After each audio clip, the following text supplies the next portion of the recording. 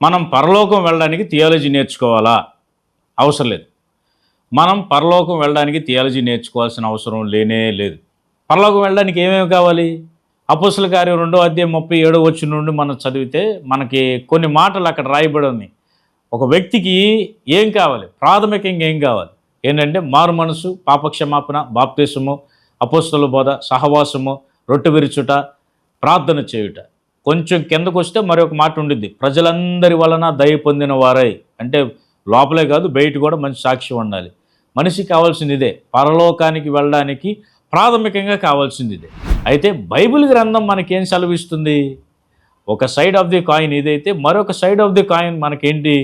కేవలం మనం పరలోకానికి వెళ్ళడం కోసం మాత్రమే నా ప్రభు మనల్ని రక్షించుకున్నది, మనల్ని కాపాడింది, మనల్ని ఏర్పరచుకున్నది. పేతురు గారిని అడిగితే ఈ విధంగా సమాధానం చెబుతారు. మొదటి పత్రిక 2వ అధ్యాయం 9వ వచనంలో ఈ రక్షించబడిన వారందరికీ, ఈ గుంపు అందరికీ 4 పేర్లు ఆయన పెట్టాడు.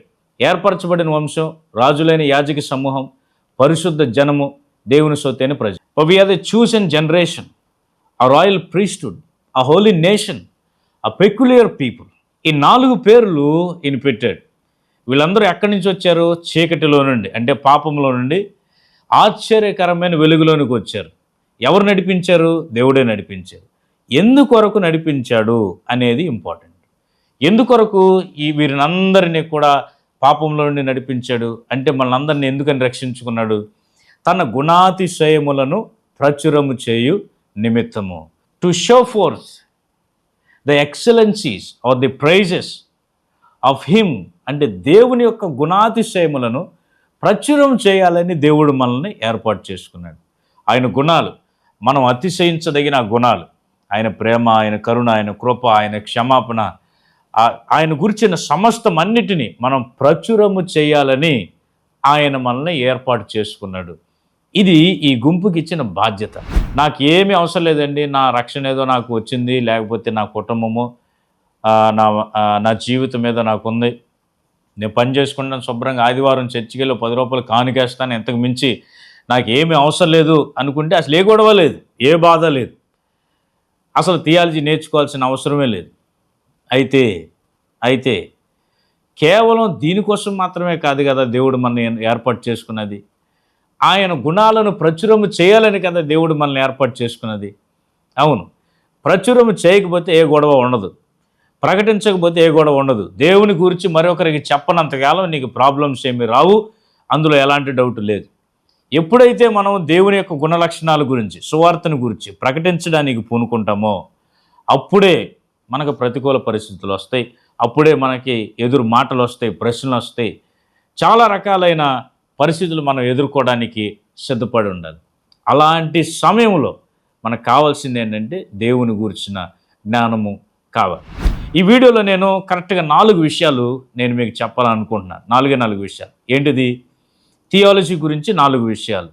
ఈ థియాలజీ అనే పదం చాలామందికి అదొక పెద్ద పాపం, లేకపోతే భూతం, ఇది లోకంలోని జ్ఞానం, దీన్ని నేర్చుకోవటం వల్ల తప్పు చేస్తున్నాం అనే భావన చాలామందిలో ఉంది. వాస్తవానికి వారు ఉన్న పరిస్థితులు, లేకపోతే వారు ఎదుర్కొన్న పరిస్థితులు బట్టి అలా అనిపిస్తూ ఉండొచ్చు. నాకు 2 సందర్భాలు ఎదురైనాయి.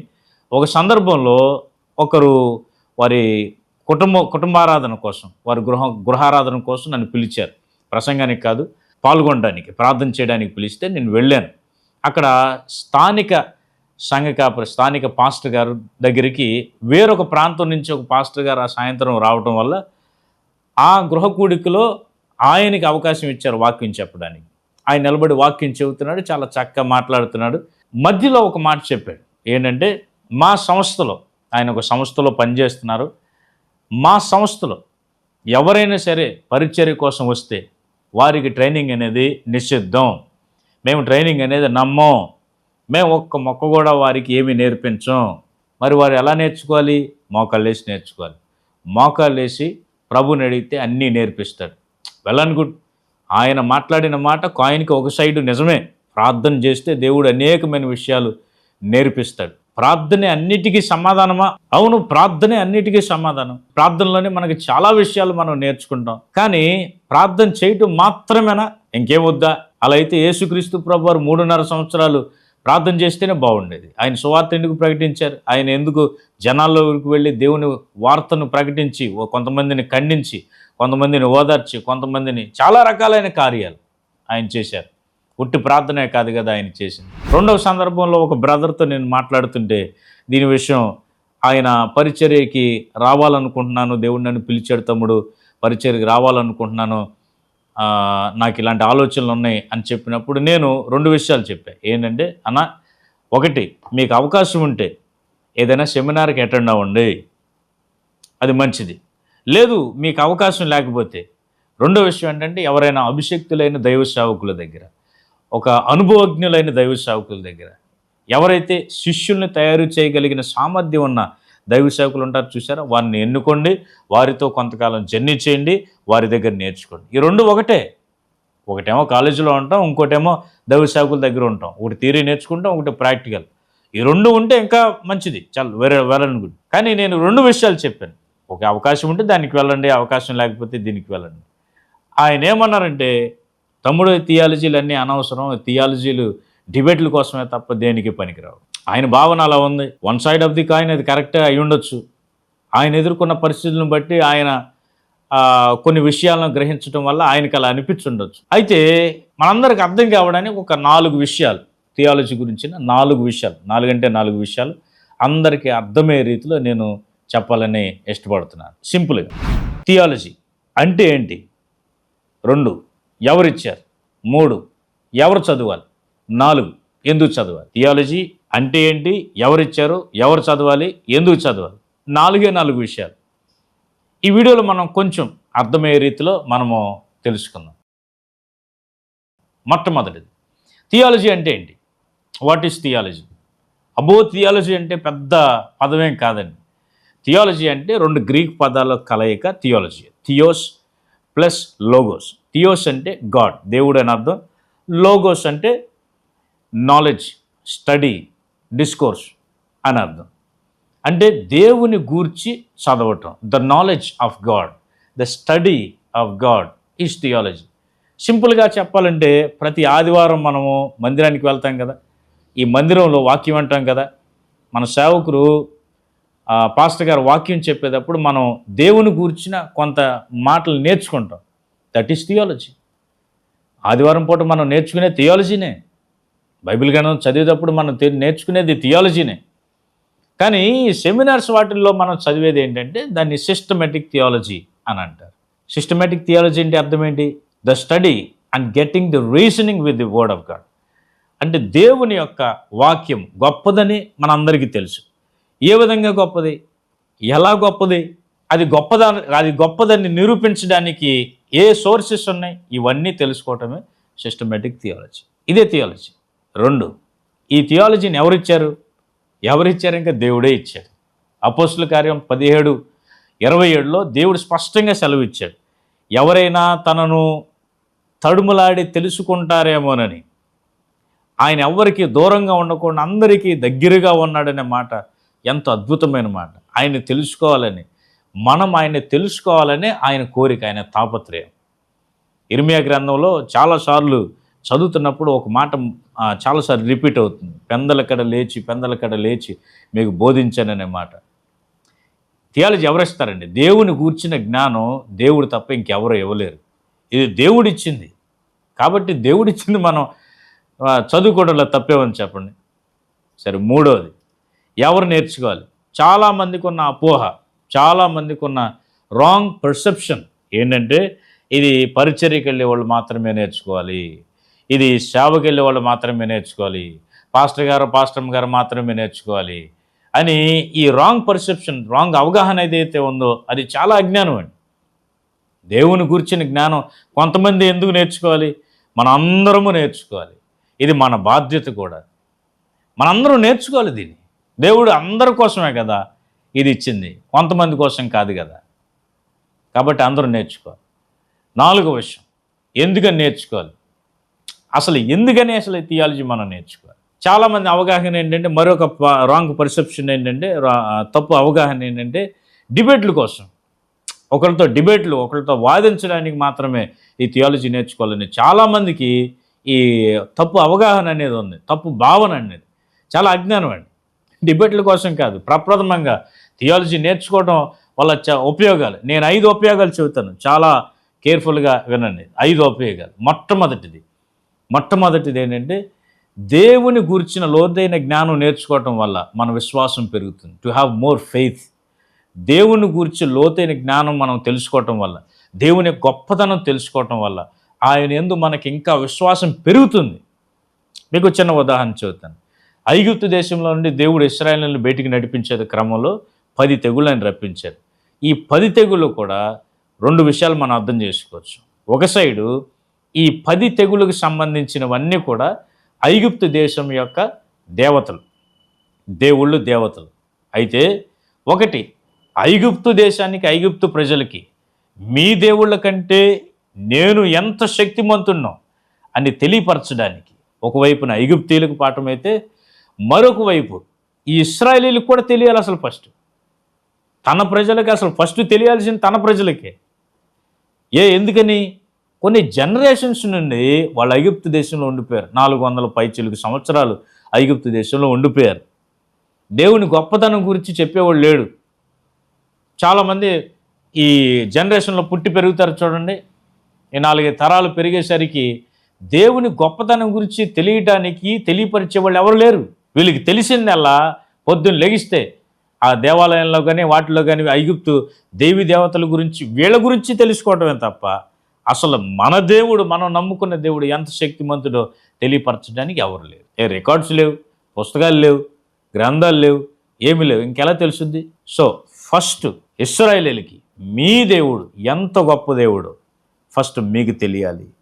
అందుకనే 10 తెగుళ్ళ తర్వాత వారికి అర్థమైన విషయం ఏంటంటే మన దేవుడు శక్తిమంతుడు. ఎర్ర సముద్రం పాయలైన తర్వాత వారికి తెలుసుకున్నది ఏంటంటే మన దేవుడు శక్తిమంతుడు. కానీ వారి అవిశ్వాసాన్ని కొలది వాళ్ళు నశించిపోయారు. వాక్యాన్ని లోతుగా ధ్యానం చేస్తుంటే మనకు అర్థమయ్యే విషయం ఏంటంటే దేవుడు ఎంత శక్తిమంతుడా, ఎంత ప్రేమమయుడా, ఎంత కరుణామయుడా, ఎంత దయగలిగిన దేవుడా, ఎంత పరిశుద్ధుడా.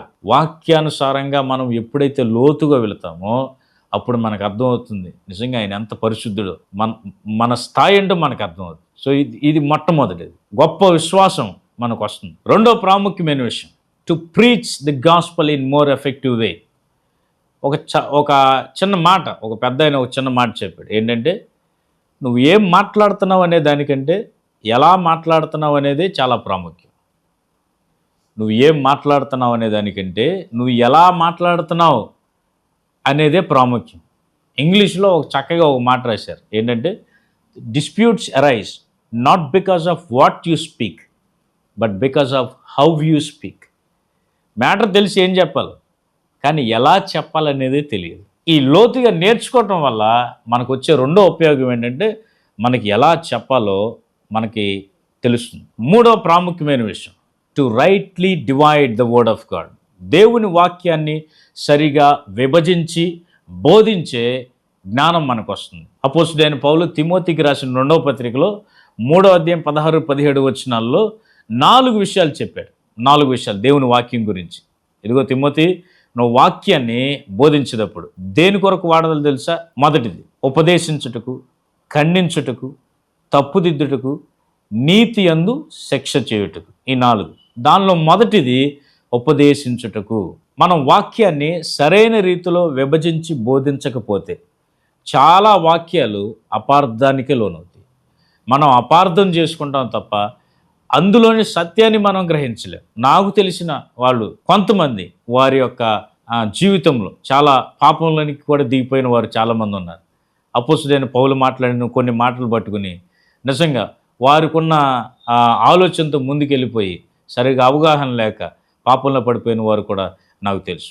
అందుకనే వాక్యాన్ని సరిగా విభజించి బోధించడం మనకి నేర్చుకోవడం మనకి తెలియాలి. 4వ ప్రధానమైన విషయం, మనకి ఇది ఎందుకు దేవుని గురించిన జ్ఞానం మనం ఎందుకని నేర్చుకోవాలంటే, నీ విశ్వాసముని గురించి ఎవరైనా సరే నిన్ను ప్రశ్నించినప్పుడు, నీ దేవుని గురించి ఎవరైనా నిన్ను ప్రశ్నించినప్పుడు వారికి సమాధానం చెప్పగలిగిన సామర్థ్యత మనకు ఉండాలి. సిలువలో దొంగ ఉన్నాడండి, ఏం థియాలజీ నేర్చుకున్నాడు అంటే ఆయనకి సమయం లేదు, మనకు సమయం ఉంది. ఆయన బాప్తిసం తీసుకోలేదు, మనం కూడా బాప్తిసం తీసుకోకుండా ఉన్నామా? చూడండి, ఎవరైనా నేను ప్రశ్నించినప్పుడు నీ దేవుడు గొప్పవాడండి. ఎలా గొప్పవాడయ్యాడు? దేవుడు అందరి కోసం మరణించాడు అంటున్నావు. అందరి కోసం ఎలా మరణిస్తాడు? నీ విశ్వాసమును గురించి కొన్ని ప్రశ్నలు నీకు వచ్చినప్పుడు దానికి సమాధానం చెప్పవలసిన బాధ్యత మనకుంది. మ్యాక్సిమం దాని గురించి ట్రై చేయాల్సిన బాధ్యత మనకుంది. రోజులు మారాయి, ప్రజలు ఇటువరకులాగా లేరు. ఈరోజు ప్రశ్నించడం అనేది చాలా ప్రాముఖ్యం. మనకైనా సరే కొన్ని ప్రశ్నలు రావడం అనేది చాలా ప్రాముఖ్యం. ప్రశ్నలు రావటం వల్ల మనం కూడా నేర్చుకుంటాం చాలా విషయాలు. సోషల్ మీడియాలో అనేక మంది క్రైస్తవ్యాన్ని టార్గెట్ చేసి వారు దీని మీద నేరం మోపాలని, తప్పు మోపాలని ఎంతోమంది ప్రయత్నం చేస్తున్నారు. దాన్ని డిఫెండ్ చేయాల్సిన బాధ్యత మనది కాదా? ఎక్కడో జరిగింది అనుకుంటాం, పొరపాటు. మన దగ్గరికి వచ్చినప్పుడు, ఆ ప్రశ్న మన దగ్గరికి వచ్చినప్పుడు మనం ఏ విధంగా సమాధానం చెబుతాం? ప్రార్థన చేద్దాంలే అంటే ఎలా కుదురుతుందండి? అవును, ప్రార్థన చేయాలి. ప్రార్థన చేయవద్దని నేను చెప్పట్లేదు. ప్రార్థన కంపల్సరీ కావాలి. కానీ వారికి సమాధానం చెప్పగలిగిన మినిమం నాలెడ్జ్ మనకు ఉండాలి. చాలాసార్లు చాలామంది నాకు తెలిసిన వారు కూడా ఈ మధ్యకాలంలో వేరే వీడియోస్ చూసి వారు కూడా విశ్వాసాన్ని కోల్పోయేంత పరిస్థితుల్లోనికి వచ్చేసిన చాలామందిని నేను చూశాను. ఎంత బాధాకరం చూడండి. ఇక 5వది చాలా ప్రాముఖ్యమైనది, కొన్ని వేల సంవత్సరాల నుండి కొనసాగుతున్నది. అపోస్తులు యేసుక్రీస్తు ప్రభు వారు కూడా మనకి హెచ్చరిక చేసింది, అబద్ధ బోధలను ఖండించటం. అబద్ధ బోధనలను ఖండించడానికి దేవుని వాక్యమును గురించిన లోతైన జ్ఞానం మనకు కావాలి. ఈ మధ్యకాలంలో ఈ క్యాలెండర్ల విషయంలోనూ కొంతమంది ఒక ఆయన హైదరాబాద్లో అనుకుంటా ఒక ఆయన బయలుదేరాడు. క్యాలెండర్కి ప్రార్థన చేసి అభిషేకం చేశానంటాడు. 500 నోటికి ప్రార్థన చేసి అభిషేకం చేశానంటాడు. మొన్న మధ్యన ఒక మొమెంటోని తీసుకుని దీన్ని ప్రార్థన చేశాను, అభిషేకం చేశాను, దీన్ని కొనుక్కోండి అంటాడు. చూడండి ఎన్ని తప్పు బోధలు ఆరాధన విషయంలో కావచ్చు, లేకపోతే మ్యూజిక్ విషయంలో కావచ్చు, ఎన్ని తప్పు బోధల మధ్యలో మనం ఉన్నాం చూడండి. దేవుని గురించిన జ్ఞానము మనకు లేకపోతే, లోతైన అవగాహన లేకపోతే ఈ తప్పు బోధలకు మనం లోనైపోతాం. కనీసం మనకు లోనవ్వకపోయినా బయటి వారు అడిగినప్పుడైనా ఇది కరెక్టే కదా అని వారు అన్నప్పుడు ఇది తప్పు, ఈ మార్గం తప్పు, ఈ బోధ తప్పు అని చెప్పడానికి మనకి కనీసం జ్ఞానం, అవగాహన కావాలి. కాబట్టి వీలైనంత మీకు ఎక్కడ సోర్స్ దొరికితే అక్కడ కొంచెం దేవుని జ్ఞానాన్ని సంపాదించుకోవడానికి ప్రయత్నం చేద్దాం. పోయేదేం లేదు కదా. దేవుని జ్ఞానం సంపాదించుకోవడం వల్ల దేవుడు ఏమైనా బాధపడతాడా? దేవుడు సంతోషపడతాడండి. అయ్యో నా ప్రజలు జ్ఞానం లేక నశించిపోతాడని దేవుడు చెప్పలేదా? కాబట్టి ఈ నేర్చుకునే విషయంలో చాలామందికి చాలా అపోహలు ఉండొచ్చు, అవన్నీ తీసేద్దాం. దేవుని జ్ఞానము మనం నేర్చుకుందాం, దేవుని వాక్యం మనం నేర్చుకుందాం. మరలా నేను చెబుతున్నాను, ఇది మనం పరలోకానికి వెళ్ళడానికి కాదు. ఇక్కడ మనం దేవుని కోసం బ్రతికినప్పుడు దేవుని గురించి ప్రకటించడానికి ఇది ఉపయోగపడుతుంది. కానీ వాస్తవానికి మనకు కావాల్సిన ప్రాముఖ్యమైనది ఏంటో తెలుసా? మొట్టమొదటిది మన దేవునితో వ్యక్తిగతమైన సంబంధం. మనకు ప్రార్థనా జీవితం ముఖ్యం. థియాలజీ ఉన్నా లేకపోయినా ప్రతి వ్యక్తికి కూడా ప్రార్థనా జీవితం కావాలి, వాక్య పఠనం జీవితం కావాలి, ప్రతిరోజు మెడిటేషన్ కావాలి. 3వది మంచి సాక్ష్య జీవితం కావాలి.